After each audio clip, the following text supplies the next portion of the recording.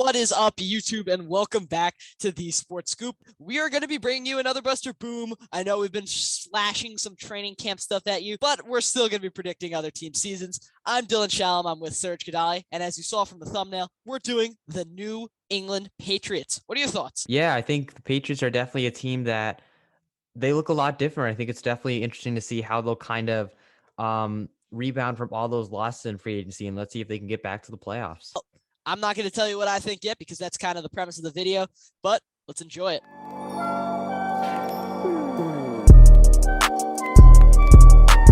As always, we're going to be starting with key players, and I'm excited to talk Mac Jones, who is obviously the first key player, as is always. The first quarterback is the first key player.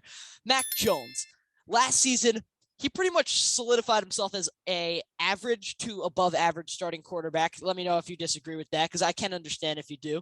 But in my eyes, he became kind of like that rookie Kirk Cousins, and I think we're going to see a little bit of an improvement on that coming into this year. Even though the weapons didn't really improve, he has a good jump ball receiver in Devontae Parker, who we're going to talk about later, and he has a good running game. O-line remains basically the same, maybe a little bit of a weakness in Cole Strange, but I think overall Mac Jones has the same system around him, and the only difference is going to be offensive play calling, which we'll talk about later.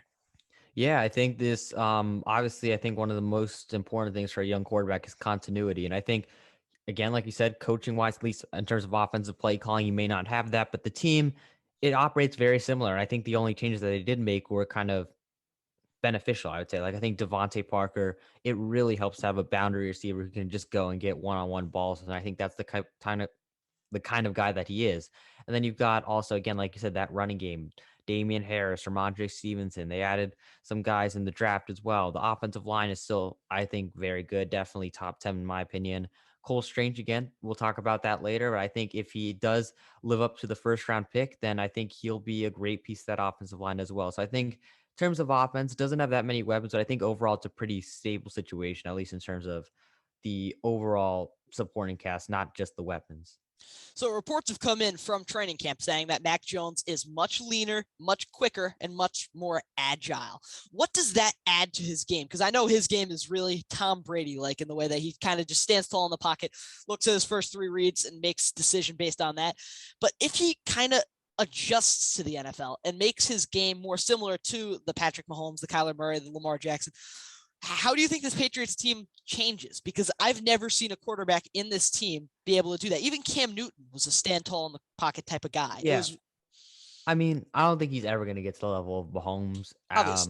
Allen, or Lamar in terms of scrambling ability. But I think we kind of knew that Mac Jones wasn't the most like physically gifted or even like physically in shape. He wasn't out of shape necessarily, but he just wasn't like like he wasn't like necessarily like a strong quarterback who could like Sling the ball that sling far. the ball far, and also to kind of obviously his body like didn't want to take like too many hits. Again, he wasn't like in that kind of shape, but he really, one of the things we talked about is that he really did a lot of work in the offseason. He really kind of prioritized his body, and he's like, you see all his teammates saying he looks in a lot better shape. He looks ready for the season. Obviously, his coaches are also saying that, and also saying that he looks a lot more in command of the offense. And again, for a rookie, he already looked pretty in command of the offense. So if he can improve on that, I think that's very, very scary. We could even see him progress into, I don't know, maybe even a top 10 quarterback. Because I don't think you necessarily need like physical, you don't need to be like, you don't need to sling the ball like 80 yards downfield to be a top 10 quarterback. He needs to be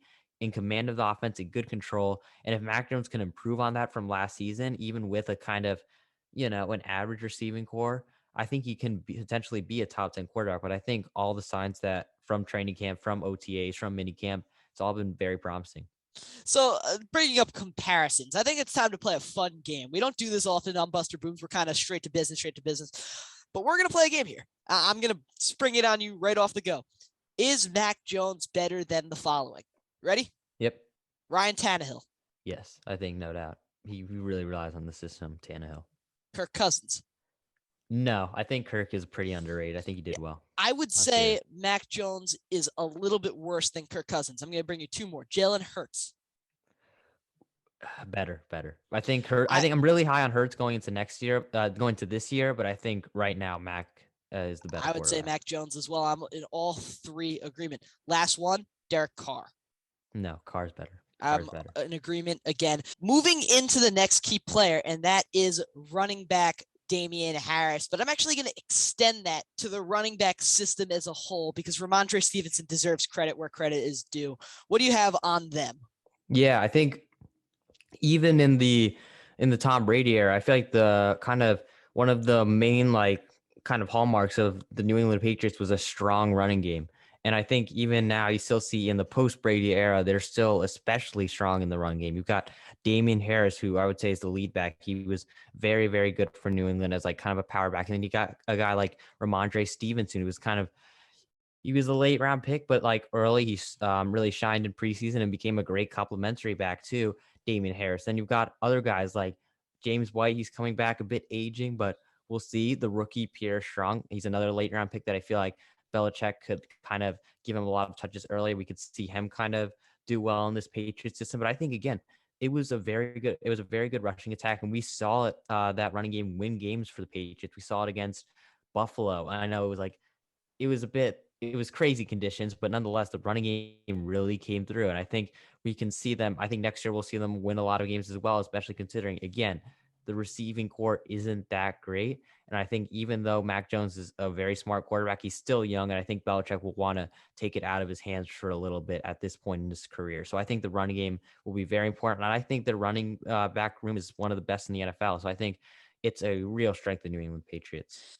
So I'm conflicted because the running backs themselves are great. And I love having the option of Pierre Strong, and I love having the option as James White.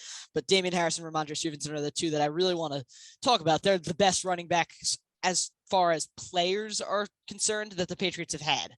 We could talk as much as we want about Dion Lewis, Sony Michel, but Damian Harris is the best out of these.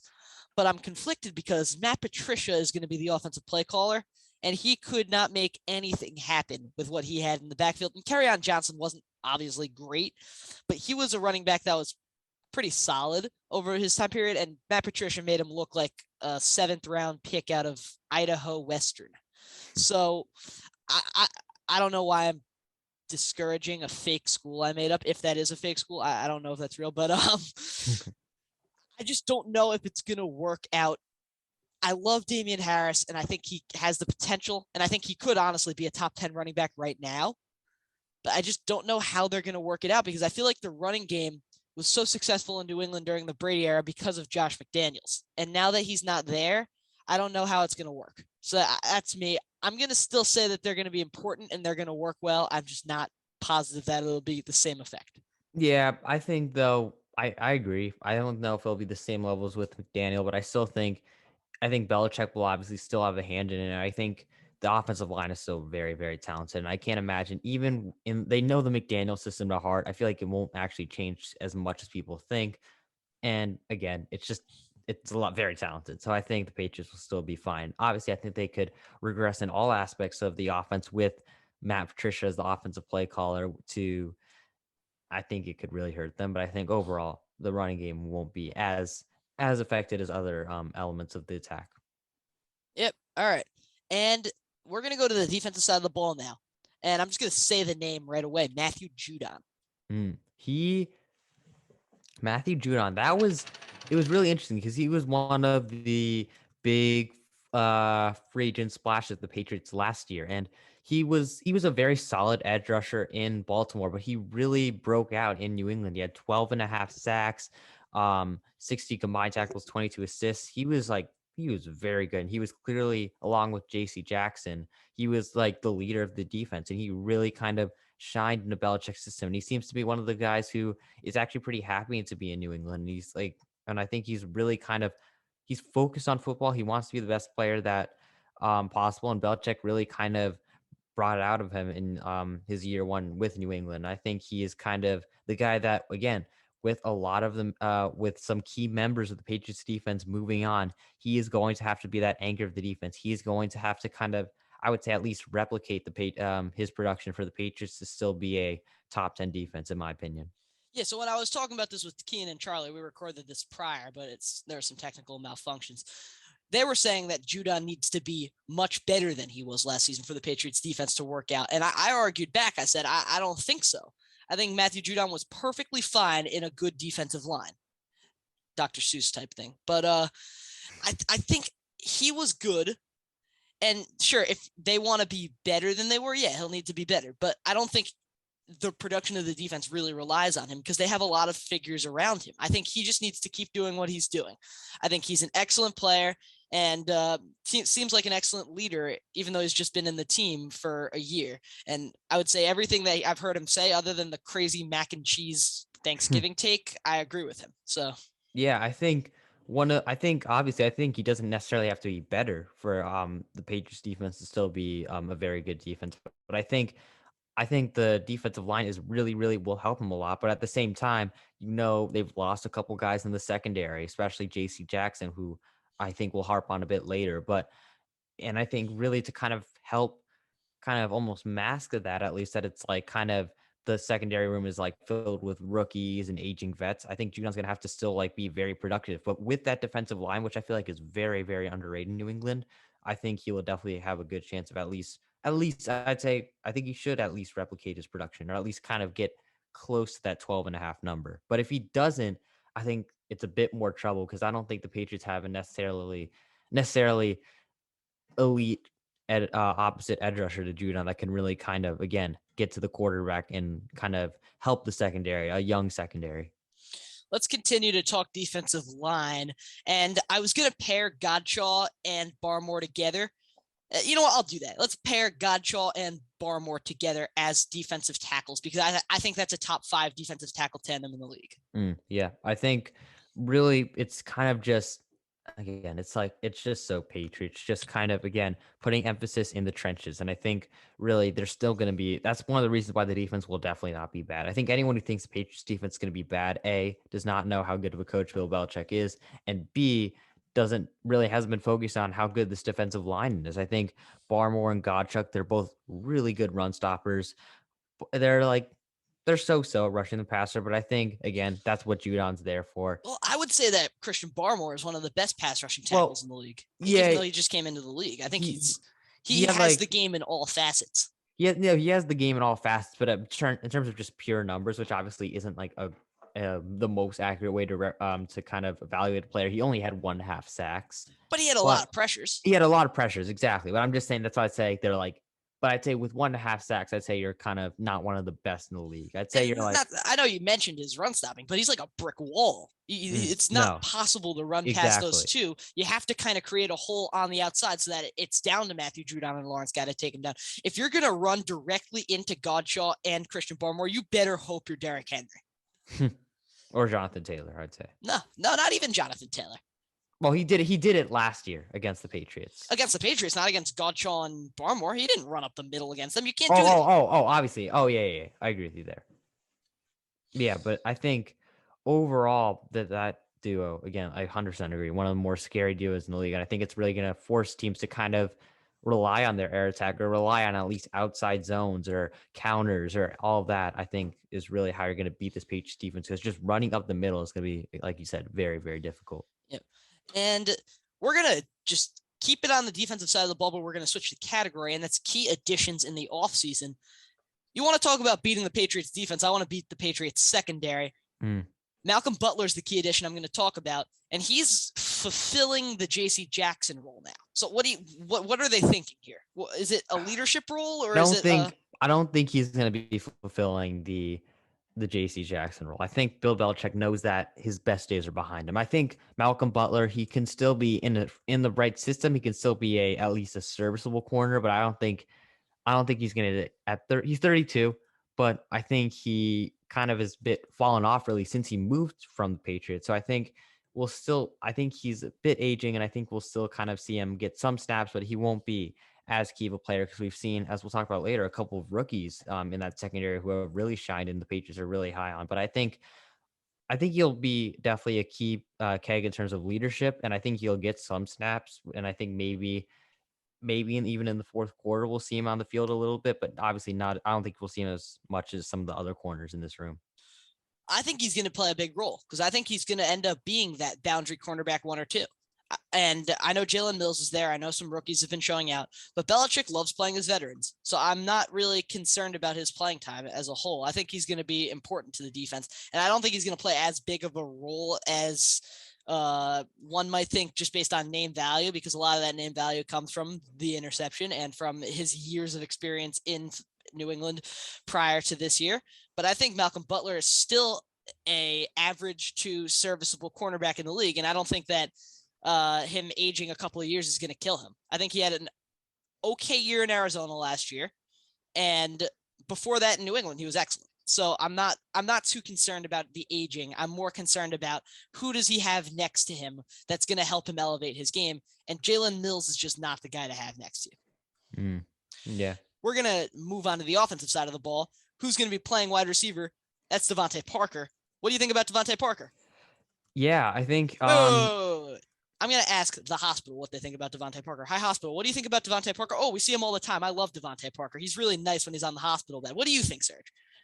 Yeah, Dylan's Dolphins fan is really showing up right there. But with Devontae Parker, it's an interesting move. And I think he's another one of those guys who I feel like isn't going to get as much playing time as people think. But I think he's the most probably well-known receiver in the room. But I think he'll probably cheer up some nurses. I think I think I think on third downs we'll definitely see a lot of him, and I think Mac Jones kind of will like that kind in of weeks 1, 2, and 3. All right. Let me talk. Okay. But I think at least on third downs we'll definitely see him get some definitely get a lot of touches, and I think obviously even in the New England era, Brady always had that kind of like that big receiver, Gronk or a big. Oh, remember people forget that he had Deion Branch or Randy Moss. That's who I was gonna say, obviously. So Deion Branch is good too, yeah. Yeah. But the point is, he always had that kind of big-bodied player, and Hunter Henry he's kind of that, but he's not like that great. He's so red zone. Yeah, so I'd say Devontae Parker is going to kind of fulfill that role, and I think we'll see him get touches, but I think he won't be.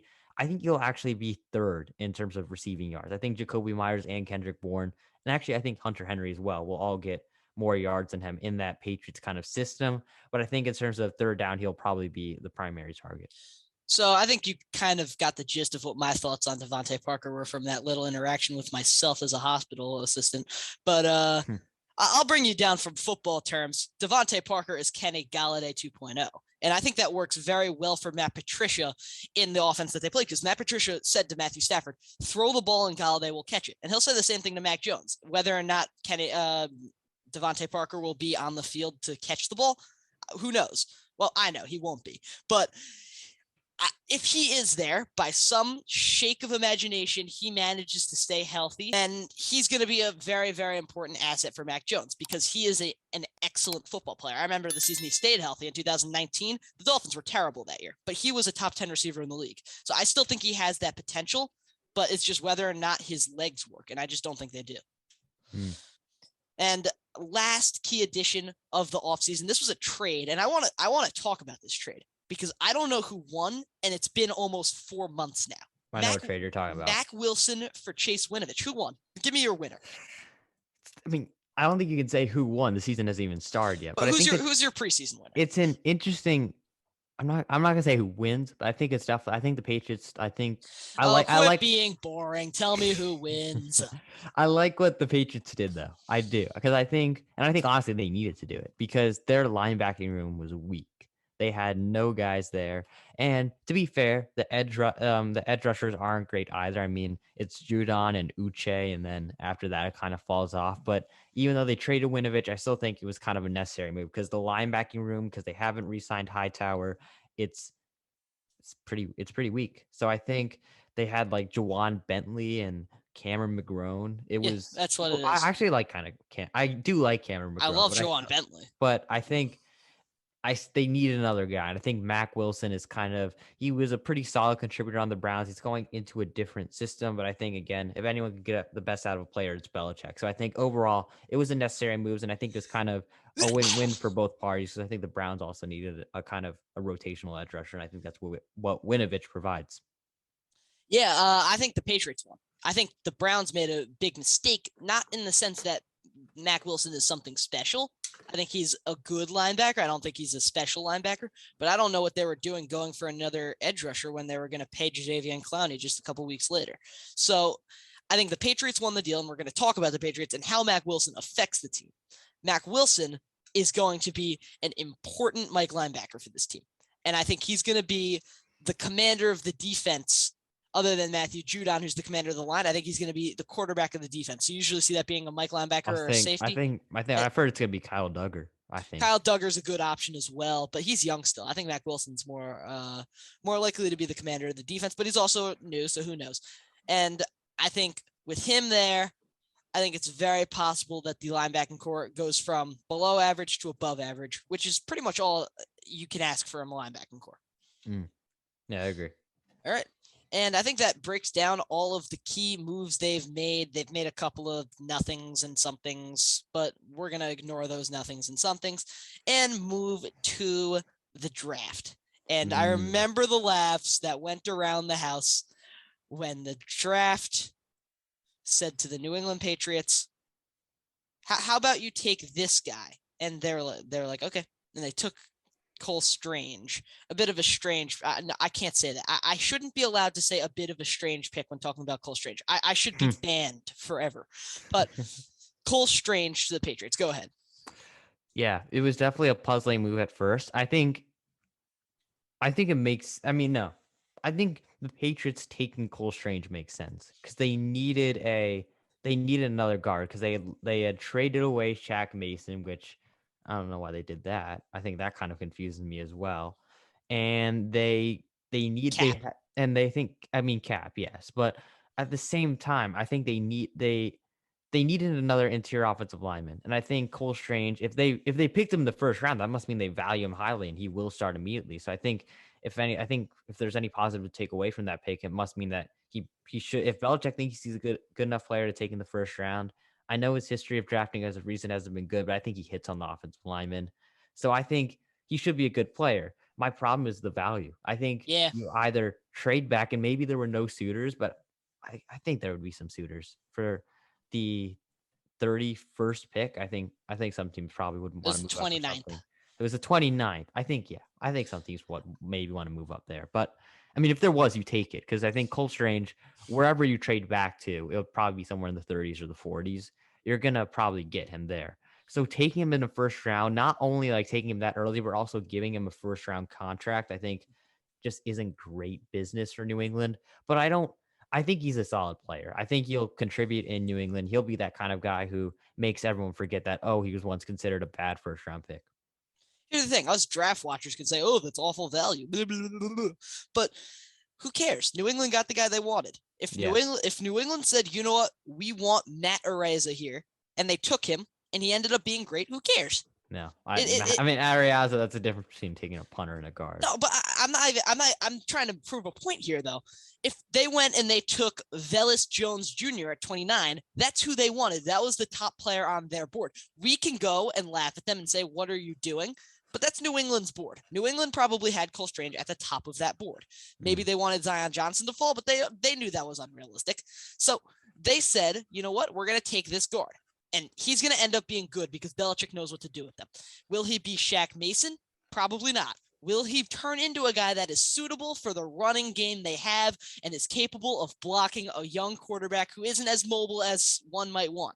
Absolutely. I think he is going to be a good player for the Patriots. Moving into the next one, which is something I can make fun of a little bit more. Tyquan Thornton, 50th overall. Yeah, this is definitely a type of guy that's just like, it's a very unorthodox New England pick because I feel like they're not the type of guys who want to develop like athletic freaks. They're more like guys that can play within the system, guys that are already relatively polished. But then again, when you think about it, that was for a guy like Tom Brady, who every year the goal was to win a championship. So they're going to take players that can kind of fit in the system and are more ready to play. But Tyquan Thornton, he's an athletic freak. He is originally it was believed that he had ran the fastest 40-yard dash ever, and that was, what was up not with that true. Combine, it was up there. It was up there, but it was that still combine very good. was weird. They had all the times wrong. That was so they had weird. all the times wrong. I think they had a new timekeeper. It was weird, but he was the fastest receiver in the 40-yard dash. So he he's got lightning speed. He also is 6'3", so he's got lightning speed and he's huge. So if he puts it together, he can be a super weapon. I think, Yeah, but one can that's a big if. yeah, And one New can England's say that that's DK Metcalf. One can say, could be. you know what? I think this could be a DK Metcalf type player, but but I'm not looking at I him don't trust New thinking England's that. coach. I don't trust New England's coaches to develop him because it's not. Yeah. It's just it's a weird place for him to land because I just wouldn't imagine him landing there. But I think it also adds a new development because a new aspect because I think it really kind of it'll make you have to respect New England's vertical offense a bit more. And in situations where they're down in the fourth quarter and you need to get a couple scores or you need to get one score real quick, he's the type of guy that you want on the field. So it's an interesting pick to say the least, but we'll see how it goes. All right. I know you wanted to say that you have a couple of New England secondary guys. I want you to pick one of them. Jack Jones. Jack Jones. What do you He want? has been I think again, like we said, one of the things that people say that I saw about interesting is like how much was J.C. Jackson doing great in New England because of J.C. Jackson or because of Bill Belichick? And obviously, It's J.C. no, Jackson. I mean, we don't know. I mean, I know. Belichick is no. You're some random guy. No offense, but Hey, I'm smart. no. I'm smart. I'm smart. I know But because J.C. Jackson turned the ball over for the Patriots over 30 times. yes. Now I'm less smart. Well, the point is I'm trying to say is that Jack Jones has come into New England as like I forgot, was it third or fourth round pick? I think a third. He's come in and he has impressed the Patriots coaches from day one. He has been that guy that is making a lot of noise and a lot of people expect big things out of Jack Jones. And so is it fair to say that Jack Jones is only who he is because of Bill Belichick, even though he just impressed a bunch of the guys? I'm not. No. That's no. That's exactly what you're saying. No, that's what I'm saying. That's actually not. I'm not saying it's all Belichick, but I'm saying that Belichick is the type of guy that is really great at developing young corners, and I think Jack Jones is kind of he could be. I don't think he's gonna be J.C. Jackson because J.C. Jackson is J.C. Jackson, but I think it would be nice. It would be no. My point is it would be naive to say that it was only J.C. Jackson that made J.C. Jackson as good as he was. Belichick definitely had a huge hand in that, and I think if Jack Jones can really, if he's really impressing in training camp and mini camp, I think he could be that kind of guy that can step in and be a surprise. Like, don't be surprised midway through the season he's the corner one. And I know that's crazy to say, but we've seen even lower draft picks that have been corner ones in teams because either they have a weak secondary or they've just impressed that much. And I think Jack Jones can be that kind of guy. So yeah, I think he's the secondary. I think no doubt they'll take a step back, but I think he's also got two very good safeties, arguably 3 or 4 if you want to include McCourty and Jabril Peppers. But I think he's in a pretty ideal situation. So I would go Jack Jones. I would say, yeah, he is definitely a key draft pick. So, J.C. Jackson. He became J.C. Jackson not because of Belichick, not solely because of J.C. Jackson, but because he had Stephon Gilmore on the other side of him, which made people target him. Maybe that's what I was saying. Maybe that's the Malcolm Butler approach. That's why that's so now Malcolm Butler's some sort of freak, unbelievable defensive player of the year guy. He's not Gilmore. I'm not saying that, but we're not talking about like in terms of physical traits. We're talking about in terms of leadership. And Malcolm Butler, he is one of the most legendary Patriots of all time. So when we were talking about when we were talking about Malcolm Butler before, it was I don't think he's going to play that much because of the younger guys, specifically who you're talking about now, Jack Jones. And now you're going to say Malcolm Butler's going to make Jack Jones the J.C. Jackson of this defense. No, no, Dylan. I'm not saying that he's going to play a lot. I'm saying his presence. I'm not saying that him playing on the field. I'm saying that's what I said the whole time. The whole time I was saying he's there as kind of a leadership kind of guy, a guy that can kind of mentor the young guys going into secondary, and that's kind of I'm staying consistent with that point. But I don't think that's not consistent with my point, which is that J.C. Jackson was only as good as he was at the start because Stephon Gilmore was never being targeted. And that led to a confidence build, and then eventually he became that star corner. Jack Jones doesn't have anything near that type of talent on the other side. I think at the same time, being targeted so much like J.C. Jackson was, that can also make or break a player. I think that was kind of him being developed by, he was broken. He got destroyed in his first couple of seasons, and eventually he built on. First couple of seasons, I wouldn't say first couple of seasons. First 2 seasons, I'd say.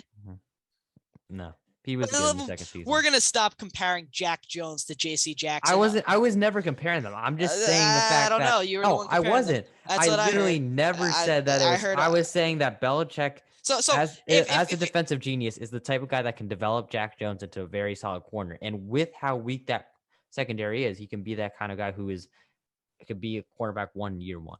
wait, so if Jack Jones isn't that much worse than J.C. Jackson, how do you have the record going? Because that's the biggest loss. If Jack Jones is just going to make that up. Well, he's not going to make that up. Like, I'm just pissing you off. He's not going to make. I'm just pissing you off now, dude. He's not going to make it up that much, but I think he can be serviceable in that secondary. Right. He can make it a lot better than it's supposed to be. Sure. Okay, go ahead. That's it. That was my point. Yeah, no, give me your record prediction, though. That was my question. Now, record predictions. So this is the interesting part. I think the Patriots aren't necessarily a bad team. They're still the Patriots, but I think the main questions are the receiving corps. So like they got a little bit better, but they're still not that great, I think. And the main question is the offensive play calling. I think that could really hinder them. And the fact that the AFC has gotten so much better means that I'm not insanely high on the Patriots. I have them going 7-10. And I think, again, in the AFC is just so strong. I think a couple of years ago they could have gone 10-7, but just this year, it's just every game is a dogfight. So I'm going to go 7-10 for the Patriots. New England did a very non-New England offseason. It was weird. I wasn't suspecting many big moves, but I also wasn't expecting them to do what they did. So I'm not completely convinced that it was a bad offseason, though, because they brought in Devontae Parker, who's probably, injuries put aside, I know I made a bunch of those jokes, put aside the injuries, he's probably the most talented receiver they've had on their team since Edelman. And I like Cole Strange. I like Mac Wilson. I like the things they did, but they lost J.C. Jackson and they didn't get anywhere near replacing him. I don't care about Jack Jones if you're going to talk about him. So I don't think that the defense is going to be anywhere near good enough to help the offense. And the offense is going to be below league average. So I'm going to say, with all of those things considered, Belichick is still the greatest coach of all time.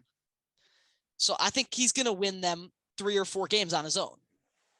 I'm going to give them an 8-9 record. Very, very scared to give them that record because I think that could end up going to 9-8, 10-7, even 11-6.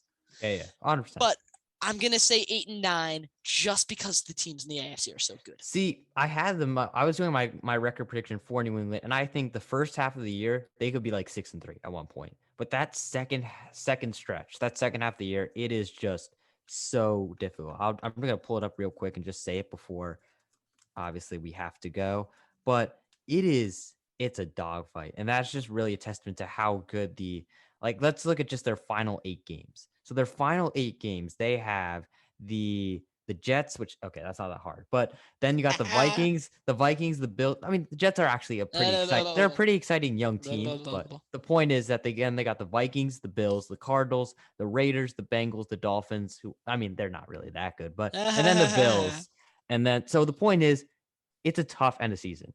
And I think really a lot of those games are just going to be so difficult for a team that really just doesn't have as much talent on paper as even the Jets. I would say it's going to be tough. But I think that's it, right? We're going to have to make a whole nother video about Patriots. No, I'm kidding. No, okay. We got to go now. That's going to be all. I appreciate you guys watching. I thank you guys for putting up with my weird shenanigans. But hopefully you guys will be back. Maybe you found me a bit entertaining. Maybe you found Surge a bit entertaining. More likely me, though. And you'll see us next time. I'm Dylan Shalom. I'm with Surge Kadali. Chargers should be up soon. And we'd like to thank you. Come back next time.